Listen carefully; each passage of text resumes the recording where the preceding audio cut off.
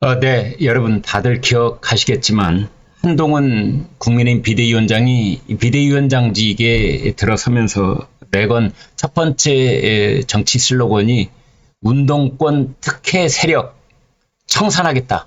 운동권 청산. 이게 한동훈 비대위원장의 제1호 정치 슬로건이었습니다. 그런데 최근에 벌어지고 있는 우리 정치판을 보면은 이 운동권 세력을 몰아내고 있는 사람은 한동훈 비대위원장이 아니라 이재명 민주당 대표다. 지금 그런 얘기가 나오고 있습니다. 그래서 차도 살인하는 거냐, 이재희 하는 거냐, 뭐 이런 얘기까지 들먹이고 있는 겁니다. 지금 민주당 공천에서 탈락되거나 이미 본인이 뭐 그만하겠다라고 했거나 이런 사람들, 그 운동권 출신들 줄줄이 얘기해 보면 먼저 이인영 전대협 의장 제1기입니다. 그 다음에 임종석 청와대 비서실장 전대협 의장 제3기. 그 다음에 손갑석 손갑석 역시 전대협 의장 제4기. 줄줄이 탈락하거나 탈락 위기에 몰려 있죠. 그 다음에 또 다른 주류라고 할 수 있는 김근택의 그 부인 인재근 지금 불출마하게 됐지 않습니까? 그 다음에 기동민. 다들 교체 대상이 됐는데 운동권 정통 코스를 밟았다. 이렇게 볼 수 있는 사람들입니다. 물론 지금 민주당 대표는 이재명이고 대선 후보 뭐 이재명이 가장 확률이 높다. 이렇게 말할 수 있겠는데, 그런데 민주당 내에서는 그러면 친명계가 주류냐? 아니다. 친명은 주류가 아니다. 이런 얘기가 나오고 있습니다. 여전히 민주당의 주류는 운동권이고 친문이다. 친문.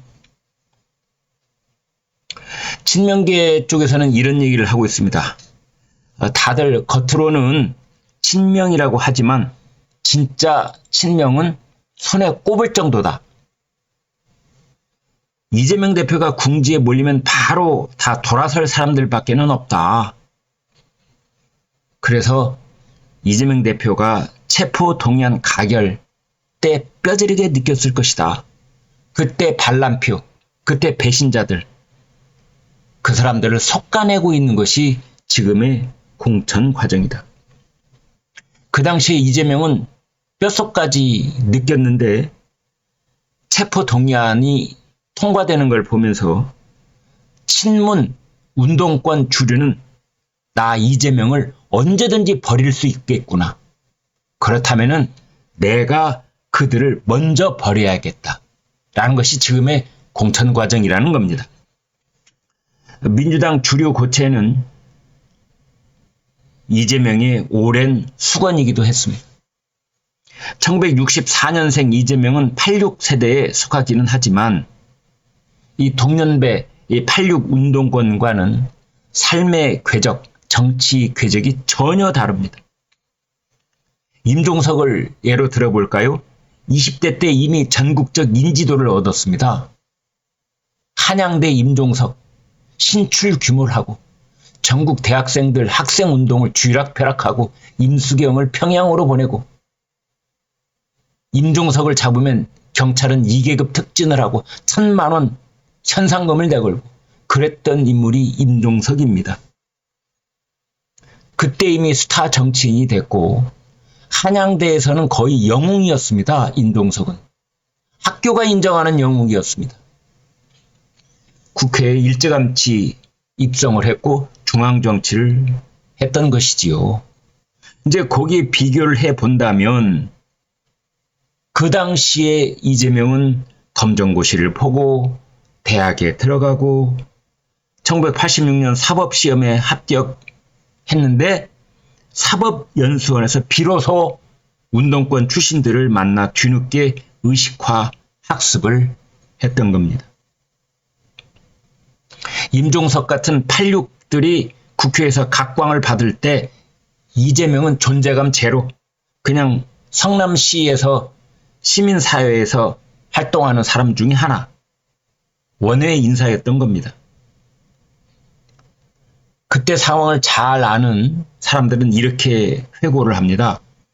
이재명은 당시에 중앙 정치권에서 활동하고 있는 86들한테 아주 깍듯하게 공손하게 대했다. 왜냐하면은 군대로 치면은 임종석 같은 86들은 엘리트 육군사관학교 출신이고 이재명 본인은 사병 출신 비주류 장교 정도에 불과했다. 이제 이겁니다. 이재명만 그랬느냐? 이재명 주변에 있는 이재명 측근들, 그 사람들 역시 운동권 변방 출신이거나 인터넷으로 진보 이론을 배운 인사들이 적지 않다. 이제 그래서 이재명이 경기 동부연합하고 자꾸 손잡는 이유가 뭐냐? 서울 소재 대학 출신들의 운동권에 대항하기 위해서다. 그래서 경기 동부연합에 기대고 있는 것이다. 그 조직력을 빌리고 있는 것이다. 이겁니다.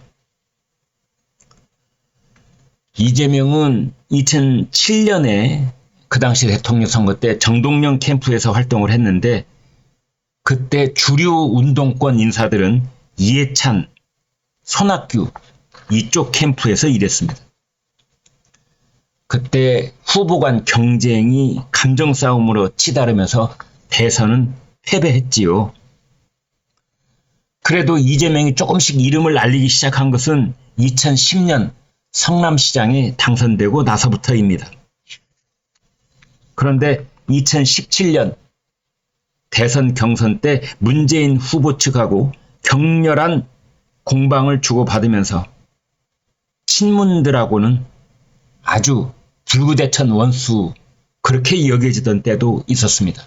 민주당 주류가 봤을 때 이재명은 언제든 내쳐야 하는 배척 대상이었던 겁니다. 그때 쌓인 이재명과 문재인 사이의 앙금, 특히 이재명이 문재인 전 대통령의 아들 문준용 그 특혜 채용건을 들고 나왔을 때 그때 두 사람은 절대 화해할 수 없는 선을 넘어버렸다. 해소되지 않는 앙금이 남았다. 이렇게들 보고 있는 겁니다.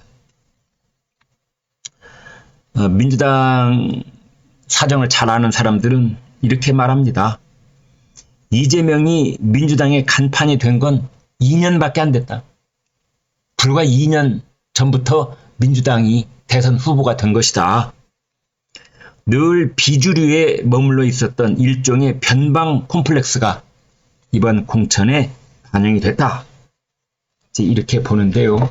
아무튼 뭐 이런저런 해석이 가능하겠지만 저보고 얘기를 하라고 한다면 이재명은 체포동의안 가결됐을 때 받았던 충격, 그리고 흉기 피습 때 받았던 충격, 그리고 단식을 했을 때 경험, 이런 경험들이 이재명에게 어떤 결론을 내리게 했느냐?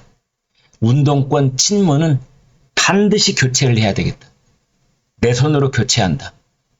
체포동의안 가결 때 봤듯이 그들은 언제든지 요만한 명분만 생기면 나를 버린다.